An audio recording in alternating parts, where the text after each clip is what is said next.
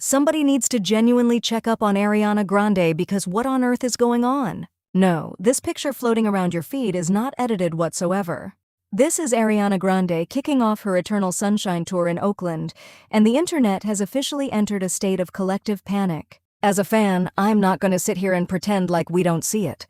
Her face looks gaunt, her arms look painfully thin, and her energy feels so fragile it's genuinely hard to watch. But here is the terrifying part. The exact moment she steps out looking smaller than ever, the rest of Hollywood is stepping out looking like they've been completely vacuum sealed. The sickly, skinny heroin chic era is officially back in fashion, and Ariana has just become the ultimate poster child for it. But don't fall for the easy narrative. This isn't just about her doing a movie called Wicked and dropping some weight for a role. That is way too easy. When you line up her old clips, her old interviews, and her past controversies, you notice a highly calculated, terrifying pattern.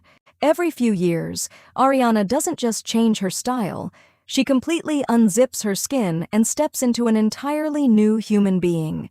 Her voice, her accent, her ethnicity, her body, everything mutates. And once you view these extreme transformations through the lens of one single word, control, everything makes perfect, chilling sense. Welcome to the evolutionary cycle of Ariana Grande, a masterclass in psychological public relations where a changing body is used as the ultimate human shield against accountability. Because let's be real, you cannot criticize a wounded little fairy without looking like an absolute monster, right? But before she was Ariana Grande the pop star, she was Cat Valentine on Nickelodeon's Victorious. This is where the foundation of her identity crisis was poured. The character of Cat was babyish, hyper-innocent, and spoke in a squeaky, childlike register.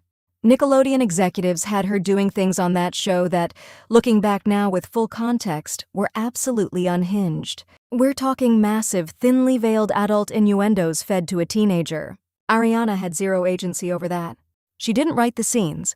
She didn't control how millions of kids viewed her. Everyone else was in charge of her image except her. But right as Victorious was wrapping up, the cracks in her real self-image began to bleed through. Fans discovered she was secretly obsessed with posting on toxic pro-anorexia Tumblr pages, documenting every single calorie she consumed, sharing photos of her hip bones, and giving young girls tips on how to suppress their hunger. As a former ballet dancer who grew up inside that exact environment, I know that behavior like the back of my hand. When your external world is chaotic and you have zero control over how people view you, you turn inward. Your calories, your hunger, your bones, that becomes the one thing the world cannot touch. You control the body because you cannot control the narrative. But then Ariana turned 18, ditched the red hair, and escaped Nickelodeon into the music industry. She needed the world to take her seriously as a powerhouse vocalist, so she instantly morphed into a 1950s-inspired vintage pop princess. The tight curls, the soft pastel dresses, the baby Mariah Carey aesthetic. It worked perfectly. She became America's sweet, pint-sized darling, until the cracks showed again. Rumors leaked that she was a massive diva who demanded to be photographed only from her left side, forced photographers to delete unapproved images, and literally ordered her staff to carry her around like a baby when she got tired on set. Then came the catastrophic donut incident of 2015. She walked into a bakery, licked multiple donuts on display when the staff wasn't looking, and shouted that she hated America. The public backlash was immediate and brutal. Her innocent pop princess image wasn't just dented, it was completely obliterated. So what does a master of control do when the innocent act fails? You don't beg for forgiveness. You burn the old identity to the ground and pivot to the exact opposite extreme. Enter the dangerous woman era. The bunny ears came out, the eyeliner got razor sharp, the music got raunchy, and that high ponytail was pulled so tight it looked like it was cutting off her blood circulation. If the public was going to brand her a diva, she decided to lean into it and play the bad girl. It wasn't just a style choice, it was a tactical takeover of the media narrative. But she didn't stop there. As her success skyrocketed, she decided to see exactly how far she could push the boundaries of reinvention. The streetwear got oversized, the makeup got incredibly heavy, and her skin tan miraculously became 10 shades darker. Literally. The internet officially dubbed this her Blackana era. She was heavily accused of blackfishing, building a multi-million-dollar aesthetic off black culture, adopting an urban blaccent in interviews, and profiting off an identity that was never hers to claim. On X and Reddit, the backlash was reaching a boiling point. People were furious that she was wearing blackness like a temporary costume. So, what is the ultimate escape plan when your current persona gets completely called out by the internet? You unzip that skin and slide right into the next model. Meet Ariana Grande. Suddenly, the blaccent vanished overnight, and Ariana was out here collecting races like they were infinity stones. She rebranded her entire aesthetic around Japanese anime culture. She started randomly speaking Japanese to unsuspecting fans on camera, plastering kanji characters across her merchandise, and even got a hand tattoo that was supposed to say 7 rings, but famously mistranslated to small charcoal barbecue grill. There is a massive difference between being genuinely inspired by a culture and using an entire demographic as a seasonal coat. When Taylor Swift, Beyoncé, or Lady Gaga change eras, their styling shifts, but the core human underneath remains intact. With Ariana, there is no connective thread. There is only a trap door.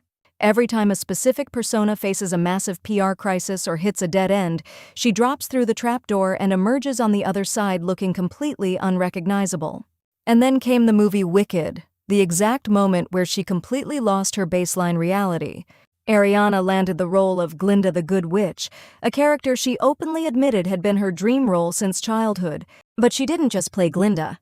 She completely absorbed her. Overnight, the heavy tan was entirely erased, the hair went platinum blonde, the makeup became whisper soft, and her body began to drastically shrink. Even her voice underwent a total psychological shift, mutating into an ultra-prim, authentic soprano operatic register during casual red carpet interviews. Fans online were convinced that once filming wrapped, the fairy tale act would pop and the old Ariana would return.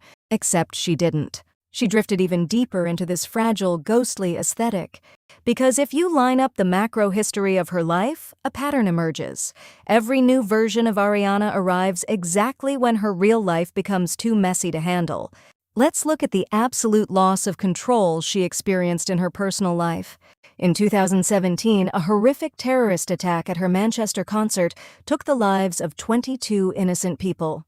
Just 1 year later, her ex-boyfriend Mac Miller tragically died, and an unhinged internet collective blamed her for his death. The sheer, unfathomable trauma of those events would shatter anyone. It is a level of pain I wouldn't wish on my worst enemy. But it reinforced that terrifying core theme in her life, a total, agonizing loss of control. And how does she cope? By manipulating the one thing she can control, how the world perceives her identity, and more importantly, how she manages her relationships. We need to talk about the relationship overlap pattern, because this happens every single time without fail. In 2013, her boyfriend Jai Brooks publicly exposed her for allegedly cheating on him with Nathan Sykes. Naya Rivera famously wrote in her book that she walked into Big Sean's house and found Ariana sitting there while Naya and Sean were still engaged. Pete Davidson's ex-girlfriend revealed that Pete dumped her via a single text message and was publicly dating Ariana literally 24 hours later, leading to a shotgun engagement just 2 weeks after that. Imagine dating a man for 3 whole years, getting no ring, and watching him propose to another woman in 14 days. The internet was calling it wild, but the pattern was just getting started. After her marriage to Dalton Gomez fell apart, she arrived on the set of Wicked and met Ethan Slater, famously known to the public as the guy who played SpongeBob SquarePants on Broadway. Ethan Slater was supposed to be this ultimate, wholesome family man. He had been with his high school sweetheart wife, Lily J, for an entire decade. They had just welcomed their first newborn baby into the world in August of 2022. Ariana was caught by fans literally liking Instagram photos of Ethan gushing over his beautiful wife and child. Then, a few months into filming Wicked, Ariana announces her divorce. Days later, headlines break that she and Ethan Slater are officially dating. Lily J eventually broke her silence to the media, revealing a devastating detail. Ariana had actually hung out with her and her newborn baby multiple times on set, held the infant in her arms, and looked Lily in the eye, telling her how much she wanted to start a family of her own someday, right before taking her husband.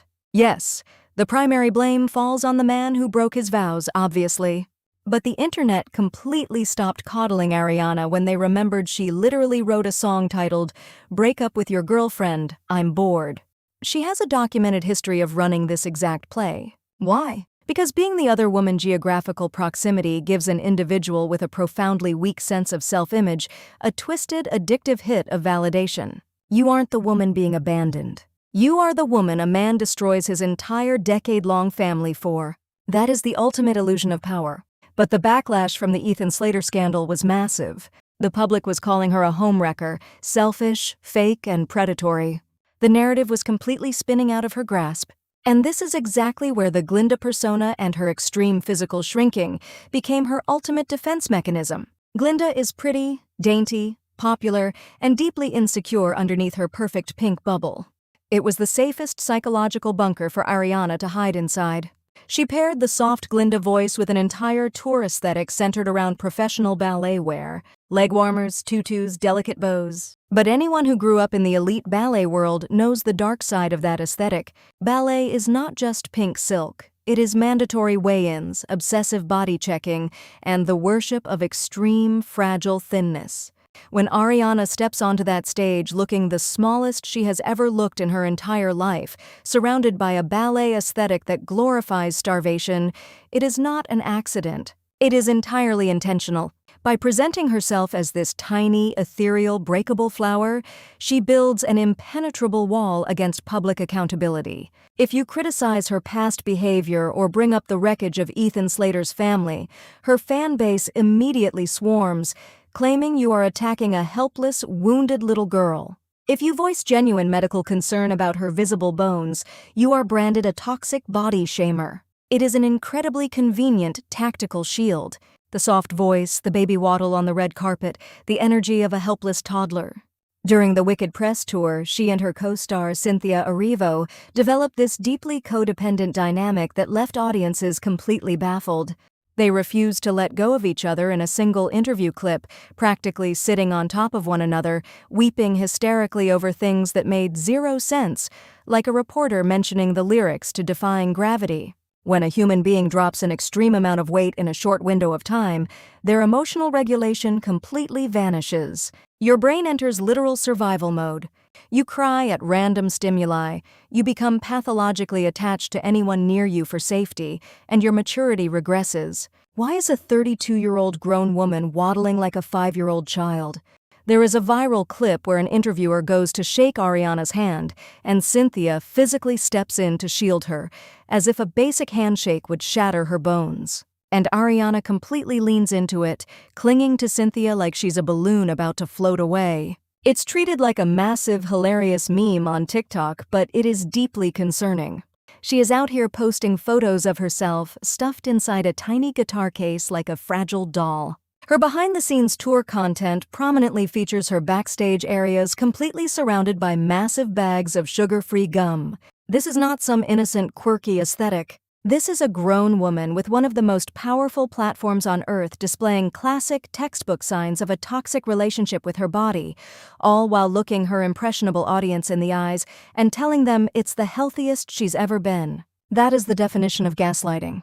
Millions of young, vulnerable girls are watching her shrink in real time, reading her captions about health, and internalizing that image as the new gold standard. The comment sections are already flooded with young women admitting that watching her tour footage is actively triggering their old eating disorders and feeding their worst habits. I have immense empathy for whatever private hell or trauma Ariana Grande has survived. Truly I do.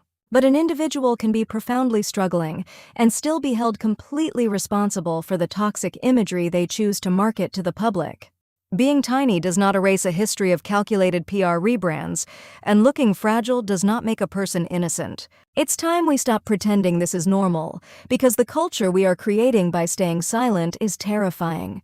I genuinely hope she finds the real help and peace she needs to step out from behind the mask. But what do you guys think? Is the internet overreacting to her new aesthetic, or are we witnessing a massive PR shield in real time? Drop your thoughts in the comments below. I know today's topic was heavy, so if you made it all the way to the end of this deep dive, please comment the word human, because at the end of the day, that's all we are, and we all deserve to be a little kinder to ourselves. Don't forget to hit that like button and subscribe to the channel. We just officially hit 200,000 subscribers, which is completely insane, and I cannot thank you guys enough for all the incredible support. Take care of yourselves, look out for one another, and I will see you all in the next video. Bye.